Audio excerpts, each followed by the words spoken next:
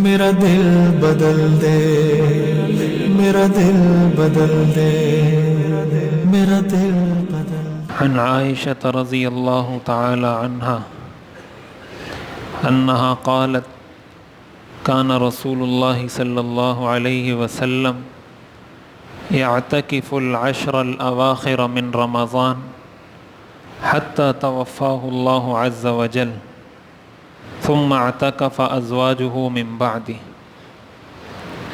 حضرت عائشہ رضی اللہ تعالی عنہ فرماتی ہیں کہ حضور علیہ السلام رمضان کے آخری عشرے میں مستقل اعتکاف فرمایا کرتے تھے، یہاں تک کہ اللہ تعالیٰ نے ان کو اپنے پاس بلا لیا، اور پھر حضور علیہ السلام کے بعد حضور کی ازواج نے بھی اعتکاف کے اس سلسلے کو جاری رکھا۔ یہ صحیح بخاری اور صحیح مسلم کی حدیث ہے۔ اس سے یہ معلوم ہوتا ہے کہ حضور علیہ السلام اعتکاف آپ نے ہر سال فرمایا ہے، مسلسل۔ جب سے مدینہ آپ نے ہجرت کی ہے، کوئی ایک سال بھی ایسا نہیں جس میں آپ نے اعتکاف نہ فرمایا ہو۔ اور رمضان کے آخری عشرے کا اعتکاف اسی وجہ سے سنت ہے، اور یہ سنت مؤکدہ علی الکفایہ ہے۔ اس کا مطلب یہ ہے کہ اگر پورے علاقے میں کوئی بھی شخص اپنی مسجد میں اعتکاف نہیں کرے گا تو پورے علاقے والے گناہ گار ہوں گے۔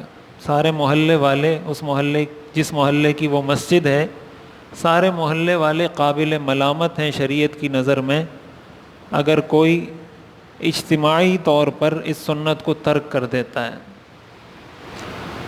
اس لیے ایک تو اس کی اہمیت اس سے معلوم ہوتی ہے کہ حضور علیہ السلام نے اس میں کوئی ناغہ نہیں کیا۔ سنت کی بھی مختلف قسمیں ہوتی ہیں نا، ایک سنت مؤکدہ ہوتی ہے، ایک سنت غیر مؤکدہ ہوتی ہے۔ تو مؤکدہ سنت کا مطلب یہی ہوتا ہے کہ اس کی تاکید زیادہ ہے، اس کا اہتمام شریعت میں زیادہ ہے، وہ آپ نے کبھی چھوڑا نہیں، یا اگر چھوڑا ہے تو بغیر عذر کے چھوڑا ہے، اس لیے اس کی تاکید اور اہمیت بھی بڑھ جاتی ہے۔ تو اعتکاف کی ایک قسم ہے مسنون اعتکاف، جو رمضان کے آخری عشرے میں ہوتا ہے۔ حضور علیہ السلام نے رمضان کے پہلے عشرے کا اعتکاف بھی کیا ہے، دوسرے عشرے کا اعتکاف بھی کیا ہے، آخری عشرے کا اعتکاف بھی کیا ہے۔ روایات میں آتا ہے کہ حضور علیہ السلام کو جب یہ بتلا دیا گیا کہ شب قدر اللہ نے آخری عشرے میں رکھی ہے، تو پھر حضور علیہ السلام نے اسی کو معمول بنایا کہ آخری عشرے میں آپ اعتکاف فرمایا کرتے تھے۔ حدیث شریف میں آتا ہے من اعتکف یوما ابتغاء وجہ اللہ جعل اللہ بینہ وبین النار ثلاث خنادق ابعد ما بین الخافقین۔ جو اللہ کی رضا کے لیے ایک دن اعتکاف کرتا ہے، اللہ تعالیٰ اس کے اور جہنم کے درمیان 3 خندقوں کا فاصلہ کر دیتے ہیں۔ ان میں سے ہر ایک خندق اتنی بڑی ہو جتنا فاصلہ مشرق اور مغرب کے درمیان ہے۔ مشرق اور مغرب کا مطلب دنیا، یعنی اس دنیا کے برابر 3 خندقوں کا فاصلہ اللہ اس کے اور جہنم کے درمیان فرما دیتے ہیں اس شخص کے لیے جو اللہ کی رضا کے لیے ایک دن کا اعتکاف کرتا ہے۔ اور اگر کوئی 10 دن کا مستقل اعتکاف کرے، مسنون اعتکاف، تو اس کی فضیلت ظاہر ہے کہ اور زیادہ ہے کہ رمضان میں یہ اعتکاف ہوتا ہے۔ اعتکاف کی ایک قسم ہوتی ہے نفل اعتکاف۔ نفل اعتکاف کسی بھی وقت ہو سکتا ہے، اور نفل اعتکاف کا مطلب یہ ہوتا ہے کہ جب بھی آپ مسجد میں داخل ہوں تو آپ یہ نیت کر لیں کہ میں اعتکاف کی نیت کرتا ہوں، جب تک میں مسجد میں ہوں میں اعتکاف کی نیت کرتا ہوں، تو آپ کو اعتکاف کا ثواب ملتا رہے گا۔ ابھی آپ بیٹھیں، ابھی نیت کر لیں کہ ہم جب تک مسجد میں ہیں ہماری اعتکاف کی نیت ہے، تو جب تک آپ ہیں آپ کو اعتکاف کا ثواب بھی ملتا رہے گا۔ تو یہ تو نفل اعتکاف ہوتا ہے، یہ 1 دن کا بھی ہو سکتا ہے، 1 منٹ کا بھی ہو سکتا ہے، 1 گھنٹے کا بھی ہو سکتا ہے، 2 دن کا بھی ہو سکتا ہے۔ جتنے لمحے کے لیے کوئی وہ اعتکاف کرنا چاہے، نفل یا مستحب اعتکاف کر سکتا ہے۔ جو مسنون اعتکاف ہے وہ پورا 10 دن کا ہے۔ 10 دن سے اگر کم ہوگا تو وہ اعتکاف مسنون نہیں ہوگا، وہ والی فضیلت اس کو حاصل نہیں ہوگی جو رمضان کے اعتکاف کی ہے۔ اور اعتکاف جس طریقے سے مردوں کے لیے سنت ہے اسی طرح عورتوں کے لیے بھی سنت ہے۔ مرد حضرات مسجد میں اعتکاف کرتے ہیں اور خواتین اپنے گھر کی جو مسجد ہوتی ہے، گھر کی مسجد کا مطلب ہوتا ہے کہ جہاں خواتین گھر میں نماز پڑھتی ہیں، جو جگہ انہوں نے نماز پڑھنے کے لیے خاص کی ہوئی، جو کمرہ ہے، صحن میں کوئی جگہ ہے، جو بھی جگہ انہوں نے خاص کی ہوئی ہے وہاں وہ اعتکاف کریں۔ اگر خاص نہیں کی ہوئی تو خاص کر لیں کہ بھئی یہ کمرہ جو ہے میں نماز اس میں پڑھوں گی، اور اسی کمرے کو اپنے لیے معتکف بنا لے کہ بھئی یہی کمرہ میرے اعتکاف کی جگہ ہے، تو پھر اس کے لیے اس کمرے سے نکلنا جائز نہیں ہوگا بلا ضرورت شرعیہ یا بلا ضرورت طبعیہ۔ طبعی ضرورت ہو یا شرعی ضرورت ہو تو اس وقت تو نکل سکتی ہے، اسی طرح مرد بھی اسی وقت نکل سکتا ہے جب کوئی طبعی ضرورت ہو یا شرعی ضرورت ہو۔ طبعی ضرورت کا مطلب مثلا واش روم جانا ہے، کسی نے پیشاب پاخانے کے لیے جانا ہے، پانی پینے کے لیے جانا ہے۔ شرعی ضرورت کا مطلب مثلا وضو کے لیے جانا ہے، فرض غسل ہے اس کے لیے جانا ہے۔ اس طرح کے مقاصد کے لیے اعتکاف سے نکلا جا سکتا ہے جو مسنون اعتکاف ہے، لیکن بلا ضرورت اعتکاف سے نکلنا ایسے کام کے لیے جو شرعی طور پر یا طبعی طور پر ضرورت میں نہ آتی ہو جو چیز، اس کے لیے اعتکاف سے نکلنا جائز نہیں ہوتا۔ اور اعتکاف کی فضیلت اس لیے بھی ہے کہ اس کے اندر جو آخری عشرہ حدیث شریف میں آتا ہے، جب رمضان کا آخری عشرہ شروع ہوتا تھا، شد مئزرہ، حضور علیہ الصلاۃ والسلام اپنی کمر کس لیتے تھے، وَأَيْقَظَ أَهْلَهُ، اپنے گھر والوں کو رات کو جگایا کرتے تھے۔ کمر کسنے کا مطلب یہ ہے کہ آپ پوری توجہ، پورے اہتمام، پورے تیقظ کے ساتھ ان آخری 10 راتوں میں عبادت کیا کرتے تھے، اور اپنے گھر والوں کو بھی کہتے تھے کہ ان 10 راتوں میں ضرور عبادت کریں۔ اعتکاف کرنے والے کو اللہ تعالیٰ شب قدر عطا فرما دیتے ہیں، لیلۃ القدر اس کو نصیب ہو جاتی ہے۔ کیوں نصیب ہوتی ہے؟ کہ ظاہر ہے آخری 10 راتوں میں سے، طاق راتوں میں سے کسی رات میں ہے، اور وہ کوئی عبادت نہ بھی کرے تو اعتکاف تو خود عبادت ہے۔ وہ اگر سو بھی جائے تراویح پڑھ کے اور فجر کی جماعت کے لیے اٹھ جائے تو وہ مسجد میں جو سونا ہے وہ بھی عبادت ہے۔ اس کا مطلب اس نے لیلۃ القدر میں عبادت کر لی، تو لیلۃ القدر کی عبادت کا ثواب کسی کو مل جائے تو یہ کوئی کم فائدے کی بات ہے، یہ کوئی کم نفع کی بات ہے۔ قرآن کریم میں آتا ہے لیلۃ القدر خیر من الف شہر، 1000 مہینوں سے بہتر ہے، 84 سال کی عبادت سے بہتر ہے اس ایک رات کی عبادت۔ تو اتنی فضیلت کسی کو مل جائے کہ شب قدر کی عبادت اس کو نصیب ہو جائے تو یہ کتنی بڑی خیر کی بات ہے۔ دوسری بات یہ ہے کہ اس کا ہر لمحہ عبادت ہے، 24 گھنٹے اس کے عبادت ہے۔ وہ سو رہا ہے، وہ کھا رہا ہے، وہ جاگ رہا ہے، نماز پڑھ رہا ہے، تلاوت کر رہا ہے، جو بھی کام کر رہا ہے، بشرطے کہ جب تک کوئی ناجائز، کوئی غلط کام نہ کرے، اس کا ہر عمل عبادت ہے اس کے لیے۔ اس لیے کہ جب بھی وہ جو کام بھی کر رہا ہے، اعتکاف کی عبادت تو ساتھ ساتھ چل رہی ہے نا، اس عبادت کا ثواب تو اس کو مل رہا ہے۔ اور تیسری اہم بات اس میں یہ ہے اعتکاف میں کہ انسان کو دنیا سے ہٹ کٹ کر کچھ دیر اللہ سے لو لگانے کا موقع مل جاتا ہے، کچھ نوافل پڑھنے کا، کچھ قرآن کی تلاوت کرنے کا، کچھ دین کی بات سننے کا، کچھ مسجد کے ماحول سے اس کو انسیت ہو جاتی ہے، پھر اس کو وحشت نہیں ہوتی جیسے ہمارے نوجوانوں کو، بعض نوجوانوں کو وحشت ہوتی ہے مسجد میں آنے سے۔ یہ بہت خطرناک بات ہے کہ مسجد میں وہ آتے ہیں تو ایسا ہوتا ہے جیسے بہت پریشان ہو مسجد میں، یہ بہت خطرے کی بات ہے۔ مسلمان اور اللہ کے نیک بندوں کی پہچان یہ ہے کہ ان کا دل ہر وقت مسجد کے ساتھ معلق ہوتا ہے، ان کے دل میں ہر وقت یہ بات ہوتی ہے کہ کب اذان ہوگی اور میں مسجد جاؤں گا۔ یہ مسلمان کی پہچان ہے، یہ پہچان نہیں ہے کہ کب سلام پھرے گا اور میں مسجد سے نکلوں گا۔ ہمارے ہاں الٹا معاملہ چل رہا ہے۔ جب اعتکاف میں بیٹھتے ہیں اس کو کچھ انسیت ہو جاتی ہے کہ یار یہ ایک روحانی ماحول ہے، اللہ کا گھر ہے مسجد، ہر وقت اللہ کی رحمت برس رہی ہے، اللہ کے فرشتے، اللہ کی رحمت کے فرشتے ہر وقت مساجد میں موجود ہوتے ہیں، اور جہاں پر فرشتے موجود ہوتے ہیں وہاں اللہ کی رحمت برستی ہے۔ قرآن کریم میں آتا ہے نا لیلۃ القدر کے بارے میں، تنزل الملائکۃ والروح، کہ اس رات میں فرشتے اترتے ہیں، تو فرشتے اترتے ہیں ان کی وجہ سے رحمتیں بھی ان کے ساتھ اترتی ہیں۔ مسجدوں میں ہر وقت رحمت کے فرشتے موجود ہوتے ہیں، تو ان کی صحبت انسان کو مل جاتی ہے، ان کے ماحول میں انسان رہنے لگتا ہے، تو یہ فائدہ بھی اس کو حاصل ہو جاتا ہے۔ اسی کے ساتھ ساتھ اعتکاف میں ایک بہت اہم چیز ہوتی ہے کہ انسان کو اپنے محاسبے کا، احتساب کا موقع مل جاتا ہے. ہم میں سے ہر شخص آج دوسروں کا احتساب تو کرنا چاہتا ہے، اپنا احتساب کوئی نہیں کرنا چاہتا. کہ اپنے اوپر آپ کوئی چیکر بٹھائیں، اپنا کوئی آپ احتساب کریں کہ بھائی میں کیا ہوں، میری زندگی کیسے گزر رہی ہے، میرے شب و روز کیسے گزر رہے ہیں، میں مسلمان ہوں، میری نمازوں کا کیا حال ہے، میری جو فرائض میرے اوپر عائد ہوتے ہیں، حقوق اللہ ہے، حقوق العباد ہیں، اس کا کیا حال ہے. کچھ تھوڑی دیر تنہائی میں بیٹھنے کا اس کو موقع مل جائے گا. یہ ساری وہ چیزیں ہیں. شریعت میں ویسے تنہائی پسندیدہ نہیں ہے کہ انسان دنیا سے ہٹ کٹ کر رہے، لیکن کچھ دیر کے لیے تنہائی یہ شریعت میں پسندیدہ ہے. حضور علیہ الصلاۃ والسلام جو غار حرا جاتے تھے نبوت ملنے سے پہلے، تو آپ وہاں کیا کرتے تھے؟ یہی تنہائی تو کرتے تھے. آپ جا کے تنہائی میں رہتے تھے، اللہ سے لو لگاتے تھے اور اللہ سے باتیں کرتے تھے اور وہاں عبادت کیا کرتے تھے. غار حرا میں اور تو کوئی عبادت نہیں تھی، یہی عبادت تھی کہ بس آپ تنہائی میں لوگوں سے ہٹ کٹ کر بیٹھ کر کچھ دیر اللہ سے بات کریں، اللہ سے لو لگائیں. یہ ایک علاج ہے انسانی، نفسیاتی طور پر بھی یہ انسان کا علاج ہے کہ اس سے انسان کی روح کو سکون ملتا ہے. جب آپ بیٹھتے ہیں، اپنا محاسبہ کرتے ہیں، آپ کو پتہ چلتا ہے میں کہاں پہ کھڑا ہوں. ویسے تو ہر آدمی سمجھتا ہے نا کہ میں بہت نیک ہوں، زبان سے تو ہر آدمی کہتا ہے میں گناہ گار ہوں، دل سے تو کوئی بھی نہیں مانتا ہے. زبان سے تو ہر آدمی یہ کہتا ہے میں بہت گناہ گار ہوں، دل سے کوئی نہیں مانتا ہے اس بات کو. دل سے تو وہ یہ سمجھتا ہے کہ میرے سے زیادہ کوئی نیک ہے نہیں. اگر اس کو ایک دن تہجد کی نماز پڑھنے کی توفیق ہو جائے تو وہ سمجھتا ہے یہ سارے لوگ تو شاید انسان ہی نہیں ہیں، اس لیے کہ میں تہجد پڑھتا ہوں، یہ تہجد نہیں پڑھتے.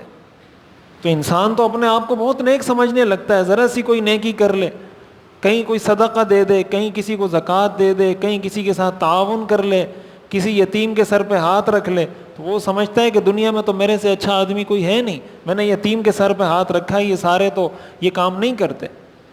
تو وہ اپنے آپ کو سب سے نیک سمجھ رہا ہوتا ہے. اور یہ سب سے خطرناک بات یہی ہے کہ انسان اپنے آپ کو اچھا سمجھے. قرآن کریم میں آتا ہے فَلَا تُزَكُّوا أَنفُسَكُمْ هُوَ أَعْلَمُ بِمَنِ اتَّقَىٰ. اپنے آپ کی صفائیاں مت بیان کرو، اللہ زیادہ جانتا ہے کون زیادہ متقی ہے، لہٰذا زیادہ اپنی صفائیاں بیان نہیں کرو. لَا تُزَكُّوا أَنفُسَكُمْ هُوَ أَعْلَمُ. اللہ فرماتے ہیں میں زیادہ جانتا ہوں کون اللہ سے زیادہ ڈرتا ہے. یہ توفیق بھی انسان کو اعتکاف میں ہو جاتی ہے. تو یہ اس کے فوائد ہیں، اس کے ثمرات ہیں، اور یہ انسان کو اسی وقت حاصل ہو سکتے ہیں جب انسان پوری طرح نیت کر کے پورے اہتمام کے ساتھ یہ 10 دن مسجد میں گزارنے کا عزم اور نیت کرے کہ بھائی میں نے اس کو قیمتی بنانا ہے، ان راتوں سے میں نے کچھ فائدہ حاصل کرنا ہے، اس ماحول سے میں نے کوئی فائدہ حاصل کرنا ہے. جب اس نیت، اس عزم کے ساتھ وہ آئے گا تو ضرور اس کو کچھ نہ کچھ حاصل ہو جائے گا. رمضان کا آخری عشرہ نجات کا عشرہ ہے، اللہ تعالیٰ اس کو جہنم سے نجات بھی عطا فرما دیں گے، ظاہر توبہ کی توفیق بھی ہو جائے گی. بہت ہی اس کے فوائد ہیں. اور سب سے بڑھ کر یہ کہ حضور علیہ الصلاۃ والسلام کی ہمیشہ کی سنت ہے. تو اس لیے میری یہ درخواست ہے جو ہمارے جتنے بھی نوجوان ہیں، بزرگ حضرات ہیں، کہ وہ اگر وہ دیکھتے ہیں اپنے آگے کا جو شیڈیول ہے، ان کے لیے وقت نکل سکتا ہے، ان کی چھٹیوں کا کوئی بھی ایسا مسئلہ نہیں ہے جس سے ان کی زندگی کے معمولات ایسے متاثر ہوں جس سے حرج ہو گھریلو طور پر گھر والوں کو یا کسی کو، اور وہ بیٹھ سکتے ہوں سہولت کے ساتھ اعتکاف میں. مثلا کسی گھر میں 3-4 مرد ہیں، تو اگر کوئی ایک مرد اعتکاف میں بیٹھ جائے تو کوئی بہت زیادہ اثر نہیں پڑتا. ہاں ایسا ہے کہ ایک ہی مرد ہے گھر میں، وہ اعتکاف میں بیٹھ جائے گا تو مسئلہ ہو جائے گا، تو وہ نہ بیٹھے، اس کو اللہ تعالیٰ نیت کا ہی ثواب عطا فرما دیں گے. لیکن جو سہولت کے ساتھ بیٹھ سکتے ہوں، نوجوان ہوں، بزرگ ہوں، تو وہ ضرور بیٹھیں. ہمارے بعض بزرگ حضرات اس وجہ سے اعتکاف میں نہیں بیٹھتے کہ نوجوان بیٹھ جاتے ہیں تو وہ مستیاں کرتے رہتے ہیں اور شغل میلے اور اس چیزوں میں وقت ضائع کرتے ہیں، لہٰذا ہم نہیں بیٹھیں گے. تو نوجوانوں کی تربیت آپ نہیں کریں گے تو کون کرے گا؟ آپ اگر نوجوانوں کو اسی وجہ سے مسجد سے نکال دیں کہ بھائی یہ جو ہے نا مستیاں کرتے ہیں، تو پھر تو کام ہو گیا ہمارا، پھر تو مسجد میں کوئی بھی نوجوان آپ کو نظر نہیں آئے گا. مسجد میں آنے دیں، مسجد میں بیٹھیں، ان کو سمجھائیں، ان کو بتائیں مسجد کے آداب کیا ہیں، طریقہ کیا ہے. کچھ ماحول سے انسیت ہوگی تو سیکھ بھی جائیں گے. پہلے سے ہی آپ بگا دیں گے کہ جیسے ہمارے یہاں بچے آتے ہیں، ایک تو بہت چھوٹے بچے ہوتے ہیں نا، 7 سال سے بھی کم عمر کے بچے ہیں، ایسے بچوں کو تو مسجد میں نہیں لانا چاہیے. لیکن جن بچوں کی عمر 7 سال یا 7 سال سے زیادہ ہے تو حدیث میں آتا ہے کہ جب بچے 7 سال کے ہو جائیں ان کو نماز کا حکم دو. جب بچے 7 سال کے ہو جائیں حدیث میں حکم ہے ان کو نماز کا حکم دو. جب نماز کا حکم دو گے تو مسجد تو لے کے جاؤ گے نا. اب وہ کہتے ہیں کہ بھائی یہ بچہ کیوں مسجد میں آ رہا ہے. بچے کو مسجد میں نہیں لاؤ گے تمہارے نوجوان کہاں سے نمازی بنیں گے. یہ بچہ آپ سے سیکھے گا تو کل جا کے نوجوان بنے گا تو نمازی بھی بنے گا. اس لیے بہت زیادہ چھوٹے بچے جو مستیاں کرتے ہیں اور جن کو بالکل عقل شعور نہیں ان کو تو بالکل نہیں لانا چاہیے. آداب مسجد کے خلاف ہے اور اس کا گناہ اس شخص کو ہوگا جو اس طرح کے بچوں کو مسجد میں لاتا ہے. لیکن جو بچے عقل شعور رکھتے ہیں, آپ سمجھتے ہیں کہ بھئی اس کی 7 سال 8 سال 9 سال 10 سال عمر ہے اور آپ کسی بچے کو مسجد میں دیکھ بھی لیتے ہیں کہ وہ مستی کر رہا ہے شرارت کر رہا ہے, اس کو طریقے سے حکمت سے نصیحت کے انداز میں سمجھا دیں کہ بیٹا یہ مسجد ہے, یہاں مستیاں نہیں کرتے, آپ نماز پڑھیں. دھتکارنا نہیں چاہیے. آپ مخلوق کو دھتکاریں گے, اللہ نے ہم کو دھتکار دیا. ہم کون سے اتنے کوئی بڑے نیک لوگ ہیں کہ ہم نے جو ہے نا اللہ پہ بہت سارے احسانات کیے ہوئے ہیں کہ ہمیں اللہ کی مسجد سے کوئی نہیں نکال سکتا. اللہ ہمیں نکال دے تو پھر ہم کیا کریں گے. تو یہ کوئی مذاق کی بات نہیں ہے. حدیث شریف میں آتا ہے بنی اسرائیل میں 2 لوگ تھے, 2 بھائی تھے. ایک بڑا نیک تھا اور ایک بہت گناہگار تھا. وہ جو نیک تھا وہ ہر وقت سمجھاتا رہتا تھا اپنے جو گناہگار بھائی تھا کہ بھائی تم توبہ کرو, یہ کرو وہ کرو. بہت اس نے سمجھایا, وہ مانتا ہی نہیں تھا. ایک دن اس نے قسم کھائی, اللہ کی قسم تیرے کو تو اللہ جنت میں ڈالے گا ہی نہیں, جنت میں بھیجے گا ہی نہیں. صحیح حدیث ہے, حضور نے فرمایا, اللہ نے فرمایا من ذا الذی یتعلی علیہ, یہ کون ہے جو میرے اوپر قسم کھاتا ہے, میرے نام کی قسم کھا رہا ہے کہ اس کو اللہ جنت میں نہیں بھیجے گا. اس کو میں نے جنت میں بھیج دیا اور اس کو جہنم میں ڈال دیا. یہ کوئی مذاق کی بات نہیں ہے. آپ قریب کریں گے مسجد سے بچوں کو, نوجوانوں کو, وہ آپ کے بنیں گے, وہ مسجد سے قریب آئیں گے, ان کو دین کی بات سننے سمجھنے کا موقع ملے گا. 100% تو دنیا میں کوئی بھی نہیں ہوتا نا, نہ میں 100% ہوں نہ آپ 100% ہیں. انسان تو 100% ہو ہی نہیں سکتا. میرے میں کوئی خامی ہوگی, آپ میں کوئی ہوگی, نوجوان میں کوئی اور ہوگی, کسی اور نوجوان میں کوئی اور ہوگی, کسی اور نوجوان میں. بس آپ یہ دیکھیں کہ اچھائی غالب ہے. اگر 51% اچھائی ہے تو بس کہیں اچھا ہے. ہاں اگر بالکل 80% برائیاں ہیں اور اچھائی ہے ہی نہیں یا بہت کم ہے, ایسا انسان دنیا میں نہیں ہے جس میں بالکل اچھائی نہ ہو. ایسا انسان دنیا میں موجود ہی نہیں, اللہ نے پیدا ہی نہیں کیا. ایسا ہو نہیں سکتا کہ کوئی انسان ہو اور اس میں کوئی اچھائی نہ ہو, ایسا نہیں ہو سکتا. اللہ نے پیدا ہی نہیں کیا ایسا کوئی انسان. ہر انسان میں کوئی اچھائی ہوتی ہے, کوئی برائی ہوتی ہے. کبھی کسی کی اچھائی کا لیول اوپر ہوتا ہے, کسی کی برائی کا لیول اوپر ہوتا ہے. لیکن ہم جب کسی کے بارے میں کہتے ہیں نا یہ نیک ہے, اس کا مطلب یہ نہیں ہوتا کہ یہ 100% نیک ہے. اس کا مطلب یہ ہوتا ہے کہ اس کی اچھائیاں 60% ہیں اور گناہ اس کے 40% ہیں, یا اس کی اچھائیاں 70% ہیں اور گناہ اس کے 30% ہیں. اور جب کسی کے بارے میں کہتے ہیں کہ یہ برا ہے تو اس کا یہ مطلب نہیں ہوتا 100% برا ہے. اس کا مطلب یہ ہوتا ہے کہ 60% برا ہے, 40% ٹھیک ہے, 70% برا ہے, 30% ٹھیک ہے, 100% کوئی برا نہیں ہوتا. تو اس لیے اس وجہ سے چھوڑنا نہیں چاہیے عبادت کو. اس وجہ سے اگر چھوڑیں گے تو یہ خطرے کی بات ہے, یہ کوئی اچھی بات نہیں ہے. آپ سب کو لے کے چلیں, دین کا کام ہے, سب کو لے کے چلیں گے پیار سے محبت سے. لوگ جڑیں گے مسجد سے, جو عبادت اس کی ہوگی, آپ اگر اس کی کوئی تکلیف دہ بات برداشت کر لیں گے اور اس وجہ سے اللہ اس کو آگے چل کر نیک بنا دیں گے تو اس کے ہر عمل میں آپ کا حصہ ہو جائے گا. تو میری یہ گزارش ہے کہ اہتمام کے ساتھ جو حضرات اس میں اعتکاف میں بیٹھ سکتے ہوں, تو آج 20 رمضان ہے, آج آخری عشرہ ظاہر مغرب سے شروع ہو جائے گا. اسلامی تاریخ کے مطابق مغرب کے بعد تاریخ بدل جاتی ہے, تو مغرب سے پہلے وہ اپنے بستر وغیرہ مسجد میں لے آئیں. جو بھی ضروری چیزیں, پردے تو یہاں موجود ہیں, اس کا انتظام ہے. تو چادریں وغیرہ لانے کی تو ضرورت نہیں, چادریں یہاں موجود ہیں, وہ یہاں لٹکا دی جائیں گی.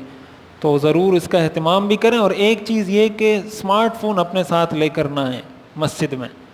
اعتکاف کے دوران اسمارٹ فون یہاں الاؤ نہیں ہے, اس کے استعمال کی اجازت نہیں. اس کی وجہ یہ ہے کہ اس سے ماحول خراب ہوتا ہے, وقت ضائع ہوتا ہے, مسجد کا تقدس خراب ہوتا ہے.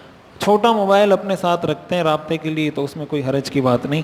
اللہ تعالی ہمیں سمجھنے اور عمل کرنے کی توفیق عطا. میرا دل بدل دے, میرا دل بدل دے, میرا دل بدل دے, میرا دل بدل دے